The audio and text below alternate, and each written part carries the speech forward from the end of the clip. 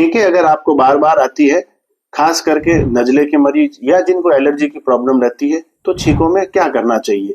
देसी नुस्खे तो आप अपना ही रहे होंगे, कुछ जरूरी दवाइयां भी आप ले रहे होंगे। एक्यूप्रेशर से इससे राहत पाने के लिए सबसे बढ़िया पॉइंट होता है लार्ज इंटेस्टाइन का पॉइंट नंबर 20, LI20। बिल्कुल ये नाक के बिल्कुल यहाँ छोर पे होता है, ये यहाँ पर। इस पॉइंट पर नियमित रूप से 2 से 3 मिनट तक आपको प्रेशर देना चाहिए और इसमें दोनों दिशा में क्लॉकवाइज और एंटी क्लॉकवाइज नियमित रूप से आपको प्रेशर, घुमावदार प्रेशर देना चाहिए।